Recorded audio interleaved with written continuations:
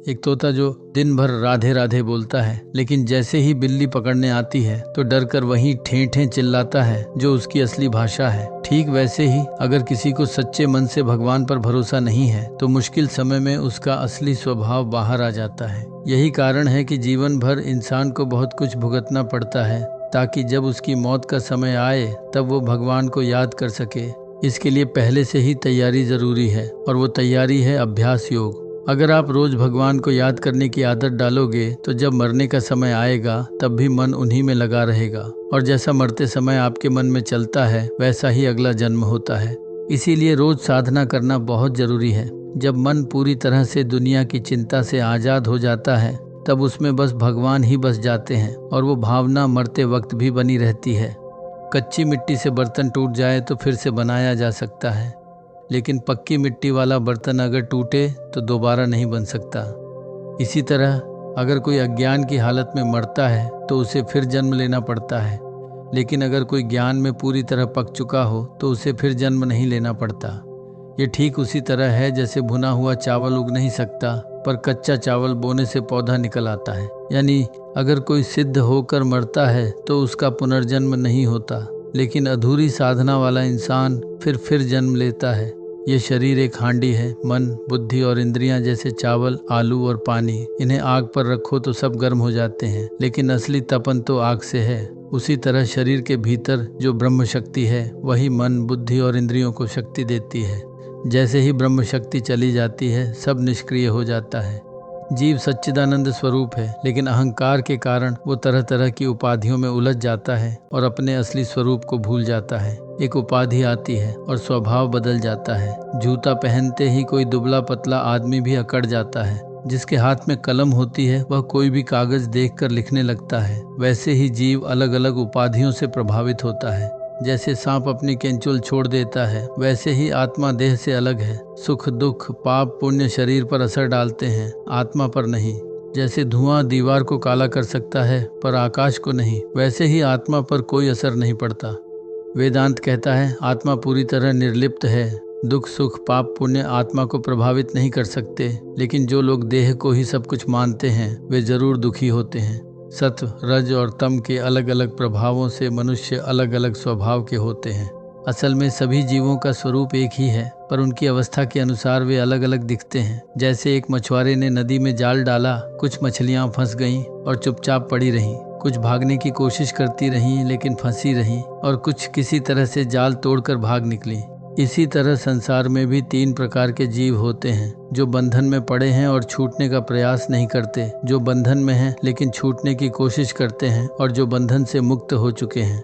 3 गुड़ियाओं हैं, एक नमक की, एक कपड़े की और एक पत्थर की। तीनों को समुद्र में डालो, नमक की गुड़िया घुल जाएगी, कपड़े की पानी सोखेगी लेकिन बची रहेगी, और पत्थर की गुड़िया पर कोई असर नहीं होगा।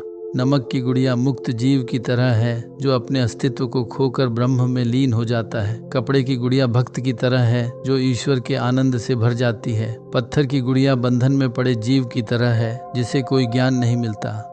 मनुष्य तकिए के कवर की तरह है, ऊपर से कोई लाल है, कोई नीला, कोई काला, लेकिन भीतर सब में एक जैसी रुई है। वैसे ही सबके भीतर वही परमात्मा है। गुजिया मिठाई बाहर से एक जैसी दिखती है, लेकिन भीतर उनकी सामग्री अलग अलग होती है। किसी में नारियल, किसी में खोया।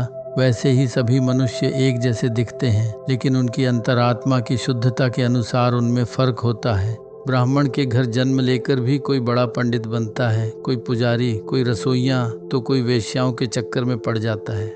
ये सही है कि बाघ के भीतर भी ईश्वर का वास है, लेकिन इसका मतलब ये नहीं कि उसके सामने चले जाना चाहिए। वैसे ही बुरे लोगों के भीतर भी भगवान है, लेकिन उनकी संगति नहीं करनी चाहिए। सभी जल नारायण स्वरूप हैं, लेकिन हर जल पीने लायक नहीं होता। कहीं बस पैर धो सकते हो, कहीं मुंह, कहीं पानी पी सकते हो, कहीं तो जल छूने लायक भी नहीं होता। वैसे ही हर जगह भगवान है, लेकिन हर जगह रुकना सही नहीं होता। कुछ जगहों पर बस दर्शन करो और निकल जाओ, और कुछ जगहों से तो दूर से ही प्रणाम कर भाग निकलो। जो आदमी बहुत ज्यादा बोलता करता है, जो सब बातें छिपाता है, जो ढोंग करता है, और वो तालाब जिसमें काई जमी हो, ये सब बहुत हानिकारक होते हैं। इनसे सावधान रहना चाहिए। जब कोई इंसान बहुत ज़्यादा दुनियादारी में उलझा होता है तो मरते वक्त भी उसके मन में वही बातें चलती रहती हैं। पैसा, परिवार, चीज़ें, मतलब जो कुछ भी उसकी ज़िंदगी में सबसे ज़्यादा मायने रखता था। ऐसे में अगर वो बस बाहर से माला जप रहा है, गंगा में नहा रहा है या तीर्थ कर रहा है तो उससे कुछ खास फर्क नहीं पड़ेगा। असली बात है अंदर से मन किस में लगा हुआ है। अब समझो माया और ब्रह्म की बात। ब्रह्म यानी परमात्मा और माया यानी उसकी शक्ति। मान लो माया और ब्रह्म दो रूप हैं एक ही चीज के। जैसे सांप जब वो चल रहा होता है तो माया है और जब शांत पड़ा हो तो ब्रह्म। या फिर समुद्र जब लहरें उठती हैं तो माया और जब शांत होता है तो ब्रह्म। शिव और शक्ति दोनों की जरूरत है सृष्टि के लिए।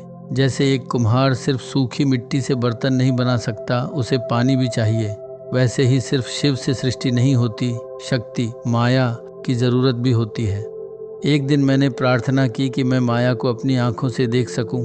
तब मैंने एक छोटा सा बिंदु देखा। वो धीरे धीरे बड़ी होती गई और एक बच्ची बन गई। वो बच्ची बड़ी हुई, उसे गर्भ ठहर गया, उसने बच्चे को जन्म दिया और फिर उसी बच्चे को निगल भी लिया। ऐसे ही कई बार उसने जन्म दिया और सबको निगल लिया।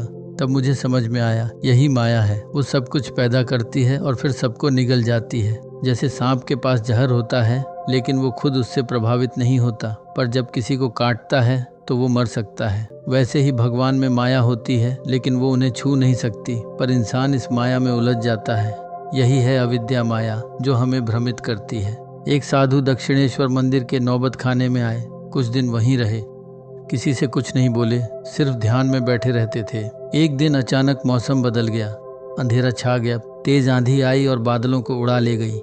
साधु कमरे से बाहर निकले और नाचने लगे, जोर जोर से हंसने लगे। कृष्णदेव ने पूछा, आप तो हमेशा शांत रहते थे, आज इतने खुश क्यों हैं? साधु बोले, ये जो तूफान था ना, ये सब माया का खेल है।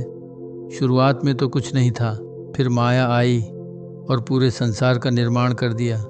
जैसे बादल अचानक आकर सब ढक लेते हैं, फिर हवा सब साफ कर देती है। अगर आप भी अध्यात्म मार्ग पर हैं और अपने जीवन में सकारात्मक ऊर्जा लाना चाहते हैं तो आप सभी के लिए एक खुशखबरी है। माय ज्ञानालया की तरफ से आप सभी को रुद्राक्ष ब्रेसलेट, माला, भगवान श्री कृष्ण की प्रिय वैजयंती और तुलसी माला इत्यादि पर दी जा रही है 50% तक की छूट। और इतना ही नहीं, साथ में दी जा रही है फ्री पंडित जी हेल्पलाइन, जिससे आप इन चीजों को विधि विधान के साथ धारण कर सकें। तो अभी कमेंट बॉक्स या डिस्क्रिप्शन में दी गई लिंक पर जाएं और इस अवसर का पूरा लाभ उठाएं। For more information visit mygyanalaya.in। Live a Sattvic life।